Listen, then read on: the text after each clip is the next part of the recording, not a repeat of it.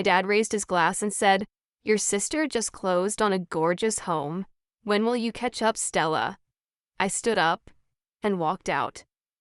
Thanksgiving at our house always came with a script. No one ever admitted it, but it was obvious: the golden turkey, the matching linen napkins, the playlist of carefully curated jazz humming in the background. Even the laughter felt rehearsed, like we were playing out the same scene from a family drama we couldn't admit we were tired of. Every year we gathered around that polished mahogany table like nothing was broken. And every year my father found a way to turn the spotlight toward my sister, Cara, the crown jewel, the golden girl. He'd raise a glass, his voice booming with charm and pride, and say something like, "Your sister just closed on a gorgeous new home, 4 bedrooms, a porch, like something out of a movie. She's always been ahead of the curve." And then, without fail, his eyes would drift to me with that performative smirk. "When will you catch up, Stella?" The laugh track would kick in. My uncles, aunts, cousins, they'd chuckle, shake their heads as if Dad was just being classic Dad. But I wasn't laughing. I never laughed. I smiled. I stayed still. I played my part. That was my role, Stella the helper. The one who arrived early to set the table, who brought the good wine, who folded the extra chairs and asked if there were enough desserts. The one who got questions like, "Still doing that job thing?" or "Did you ever finish that certification program?" The questions weren't malicious, but they weren't real either. They were placeholders, small talk that politely skipped over my life, my real life. Cara, though. She got engagement toasts, job promotions, and Paris vacations. Sharp as a tack, Dad would say, proudly clinking his glass to hers. Our little powerhouse, Mom would add. And Cara would blush just enough to seem humble, like she wasn't soaking it up like sunlight. I used to tell myself I didn't mind, that I was grounded, humble, that staying under the radar made me strong. But inside, I was crumbling quietly, invisibly. Every laugh that followed those jokes carved another line into my spirit, another whisper that said, "You'll never be her." When I was 10, Cara got a trophy for perfect attendance. I had just won an art contest, a statewide one. But that night, Dad brought up her perfect attendance 3 times at dinner. No one asked about my painting. When I was 16, I passed my driving test on the first try. Cara failed hers twice. And still, I was the one Dad teased Stella only passed because the instructor was too bored to keep testing her. It became a pattern. Praise for her, ribbing for me, and somehow I let it become the truth. I'd sit in silence while Cara told stories about corporate wins and home renovations, waiting for anyone, to ask me what I was building. No one did, because I wasn't loud about it. Because I wasn't loud, they assumed I wasn't anything, but I wasn't invisible. I was exhausted. And this year, this Thanksgiving, I didn't come to play the same role. I didn't show up to take orders or nod politely when Dad spun another one of his perfect Cara stories. I came dressed in a burgundy sweater, a bottle of Pinot Noir in hand, and a quiet knowing in my chest, not to outshine anyone, not to compete, but because for the first time in my life, I wasn't there to blend in. I was there to be seen. It didn't happen in a single thunderclap. There wasn't some cataclysmic fallout or explosive argument. No slamming doors, no shouted accusations. Just silence, the kind that sneaks in when you've been quiet for so long, you forget what it feels like to take up space. The breaking point was subtle, ordinary even. It was the year I didn't go home for Thanksgiving. I lied, of course. Told Mom I had a deadline, said I couldn't get time off. She believed me because believing me was always easier than asking questions. I sat alone in my apartment that night, Thai takeout on the coffee table, fuzzy socks on my feet. The muted glow of a Hallmark movie played in the background while happy fictional families laughed around fictional tables. I waited to feel sad, to feel left out. Instead, I felt still. That's silence. It felt like oxygen. No one asking about catching up, no one measuring me against Cara, no one treating me like a misfired version of someone else's success. In that stillness, I heard a different voice, my own, and it didn't whisper failure. It whispered, "Now what?" So I started small. I took the freelance contracts everyone said wouldn't last. I stacked them client by client, slowly turning patchwork gigs into reliable income. I researched until 3 a.m., taught myself how to write business proposals, handle taxes, manage social strategy. Within 6 months, I was earning more than I had in 2 years at my old job. By month 10, I moved out of my cramped walk-up. And just past the 1-year mark, I signed papers on a house. Not a condo, not a fixer-upper. A real house, just over 4,000 square feet of peace and privacy. No fanfare, no curated Instagram post, no just closed selfies or champagne key handovers. Just me, my keys, and the sound of a door opening into something I had built completely alone. It wasn't secrecy, it was sacred. Every time I crossed a milestone, I wondered just a little what Dad would say if he knew. Would he be proud? Would he take credit, call it inevitable, like it had all been part of some long game he predicted? But the phone never rang. He never asked. Not once did he call to check in, even when I skipped family gatherings 2 years in a row. No one did. They assumed I was drifting, that I was lost. Because to them, visibility meant value. If they couldn't see it, it didn't count. If it didn't look like Cara's life, it wasn't worth noticing. That used to burn deep, corrosive, but lately, it just made things clearer. I had been climbing my own mountain all this time. Just because they were staring at a different peak didn't mean mine wasn't real. So when the Thanksgiving invite came again this year, I hovered over the RSVP button, thumb shaking. I almost declined. But then I thought about that dinner table, that script, that polished set where I'd always played the background role. And I decided I was done shrinking. I didn't need applause, but I refused to be erased. So I clicked yes. And when I walked through that door wearing confidence like a second skin, I didn't do it to rub anything in. I did it to reclaim space, to take back the air that had always been mine to breathe. The house looked the same. Of course it did. Mom's perfect table setting, Dad's carved turkey routine, the ambient jazz, the clink of silverware, Cara's laugh, flowing like a well-rehearsed melody. But I was different. I walked in with a bottle of Pinot Noir and a steady heart. My cousin Abby caught my eye from across the room and gave me a warm smile. "You look amazing," she whispered as I slid into my seat at the far end of the table. I smiled back. I didn't need her to say more. I didn't need validation, but it felt good, like someone had finally noticed. Dinner unfolded in its usual rhythm. Platters passed polite conversation. Dad's jokes filled the air. Trevor, Cara's husband, chuckled too loudly too often.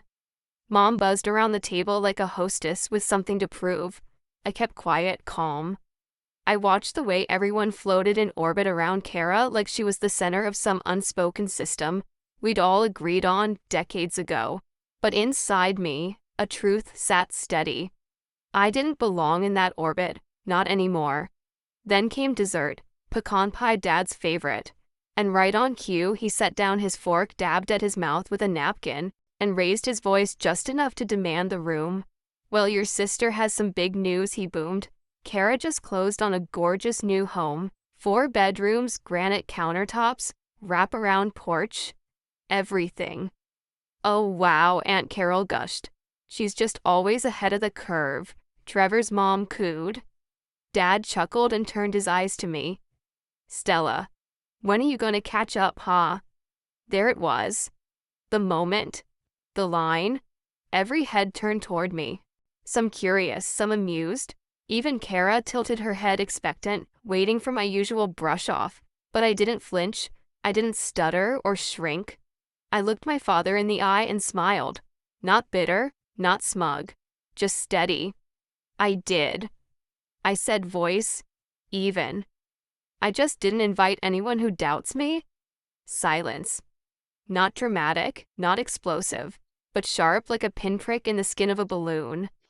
Cara's fork paused mid-air. Trevor blinked. Aunt Carol tilted her head, confused. Mom froze mid-pour of sparkling cider. Dad blinked. "You did." I picked up my water glass, took a sip, and nodded. "About a year ago." "A year," Mom echoed, blinking fast. Why didn't you say anything? I guess it never came up. That answer, soft but true, landed like a quiet verdict. No anger, no drama, just a mirror. And I let them sit in it. Let them feel what it was like to not already know my story.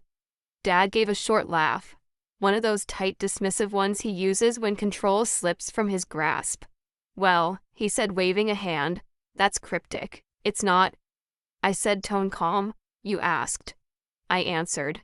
He glanced around the table like he was trying to read the room, reclaim some unspoken authority. So what, you bought a house? He asked, voice dipped in doubt. I have, I replied. Paid in full. That did it. The air in the room shifted. It wasn't jealousy, not yet. It was confusion, recalibration. Aunt Carol let out a soft, "Oh." Trevor blinked again. Cara's posture straightened, defensive. Dad gave a brittle laugh.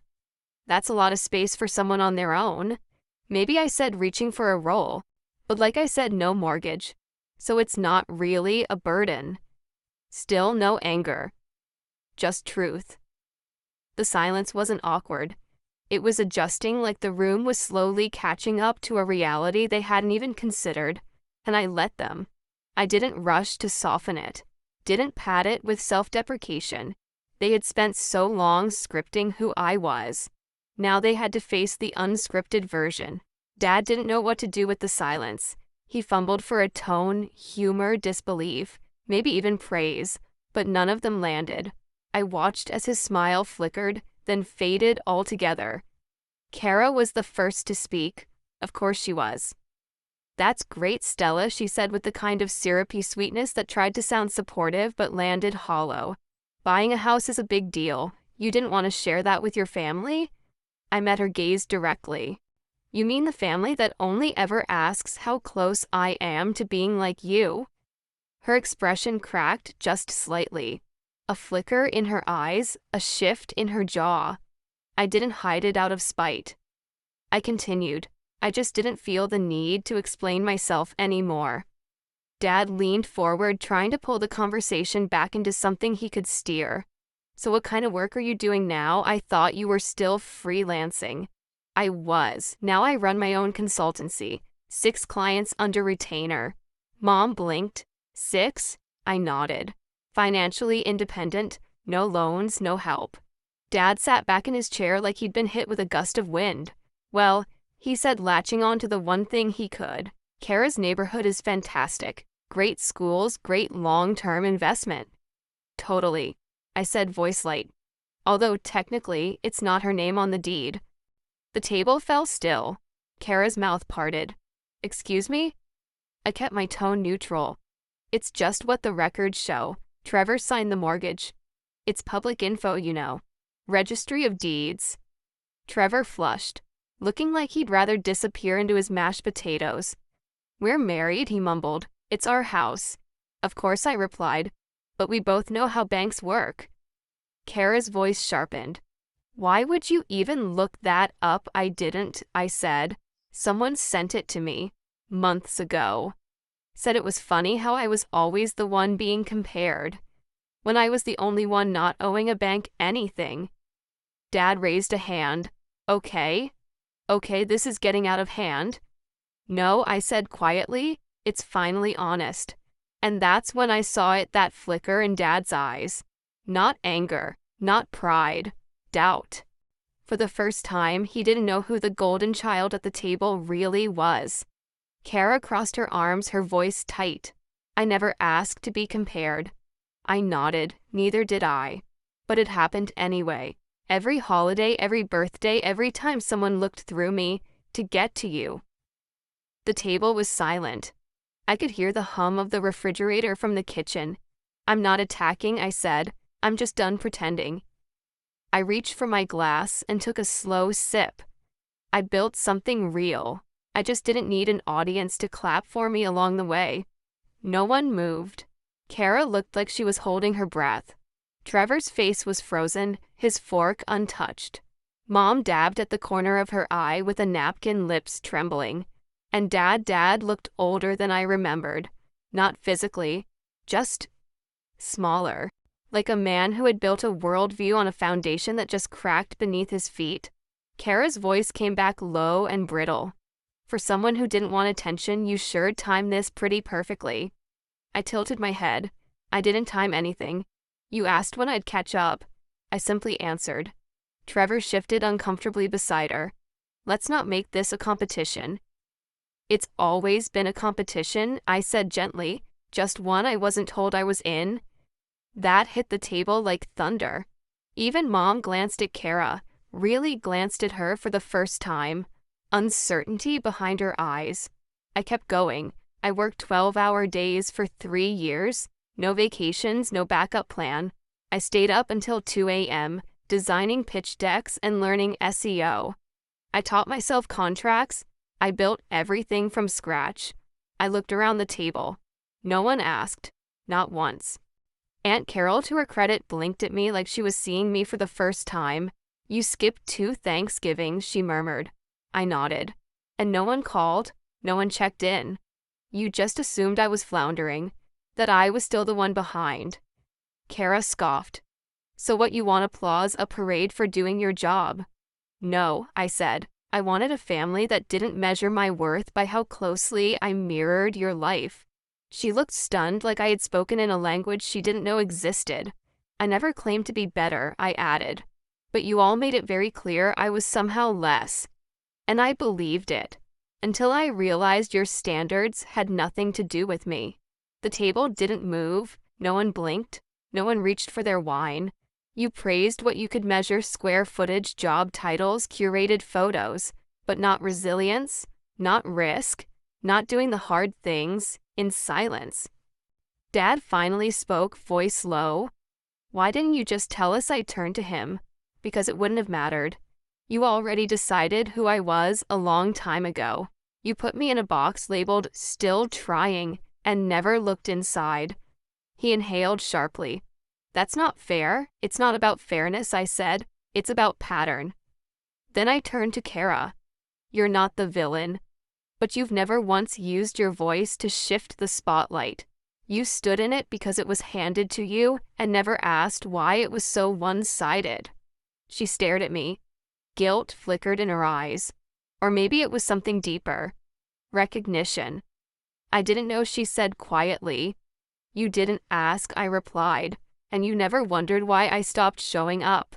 Mom's eyes welled up her napkin, trembling in her fingers. Stella. I didn't realize, she said, voice cracking at the edge. I know, I replied, not with spite, but with exhaustion. That's the problem. The silence that followed wasn't confrontational. It was recognition, the sharp, undeniable kind. The kind that echoed in the quiet between words. Everyone at that table was suddenly aware of something they had refused to acknowledge. I had grown. I had arrived. And they hadn't seen a thing. The air felt different now. Not heavy, not awkward. Just honest. I sat back steady, no longer trying to force understanding or reach for empathy that had never been offered. There was power in letting people sit with their own discomfort. I'd spent years holding space for them, patting their egos, laughing at jokes that chipped away at me 1 year at a time. I wasn't doing that anymore. Cara's voice broke the silence again, barely above a whisper. I didn't know you felt that way. I tilted my head. Did you ever ask? She blinked. I just thought. You liked being low-key, that you didn't care about this stuff. I don't care about stuff, I said. I care about being seen. Not for what I post, not for what I wear, just for who I am. Trevor looked at Cara, then at me, his voice awkward. You really paid it off the house, I nodded. Every cent, no loans, no cosign, or just me. He leaned back, stunned. Damn. Cara looked like she was unraveling internally, her well-practiced poise faltering. So you came here just to drop that on us, to make us feel bad? I shook my head. No. I came to dinner because I was tired of pretending I was still trying to catch up. I'm not. I just never asked anyone to clap for me along the way. Aunt Carol shifted in her seat. You always seemed so quiet. I was quiet, I said, not small. And that's when I looked to Dad, really looked at him. The man who had spent decades measuring me against a checklist, only he understood. You wanted me to catch up, I said, but I was never behind. You just never looked. His face slackened, and in that moment, he looked like someone trying to reconcile two versions of a story he thought he knew. You're right, he said, barely audible. That was all I needed. I folded my napkin and stood. The movement was smooth, deliberate. My heart wasn't racing. I wasn't walking out of rage, I was walking out because the chapter had ended. Mom stood slightly. Stella, wait. I met her gaze with something softer than she expected. You always wanted me to come home, I said gently, but never once asked if I was okay. You just wanted updates you could brag about, not the truth of who I was becoming. Her mouth opened, but the words didn't come. I turned to Cara next. We don't have to be close. But it would have meant something if just once. You'd pulled me aside and asked how I was doing. Really doing. No filters, no followers, just sister to sister. Her eyes shimmered. No defense left, just silence.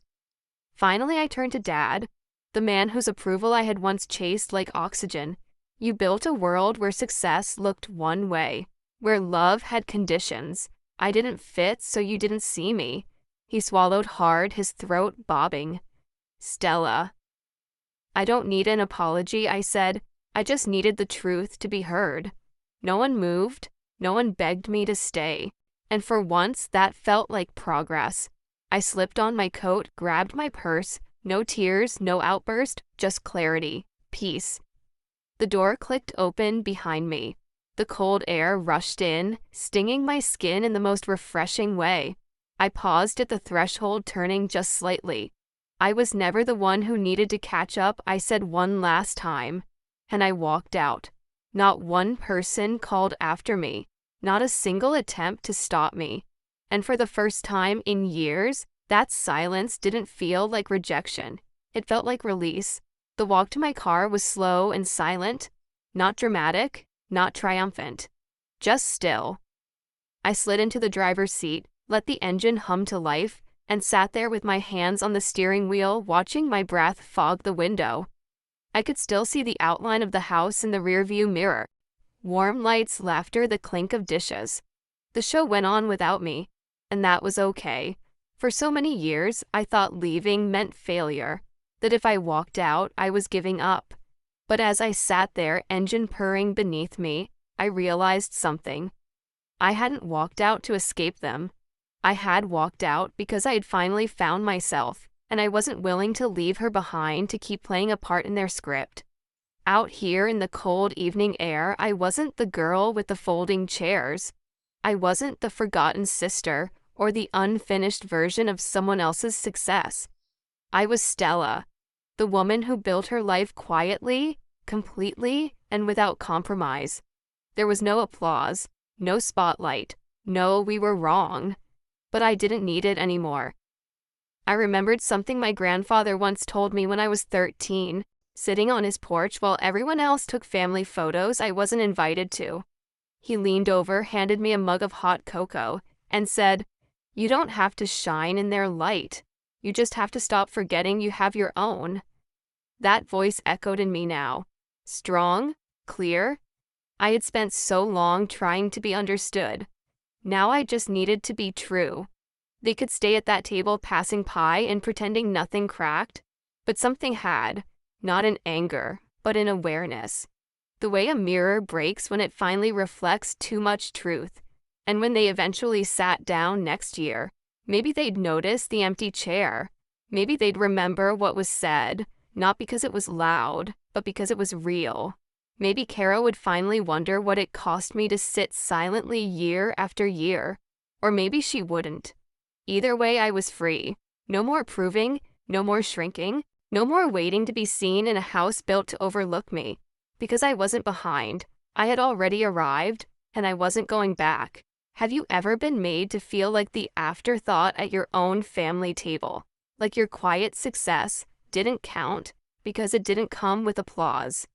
Share your story in the comments, I'll be reading. And if this resonated with you, Don't forget to subscribe, and stick around for more stories of resilience, truth, and quiet power. You're not behind. You're just not where they expected you to be. And that's your power.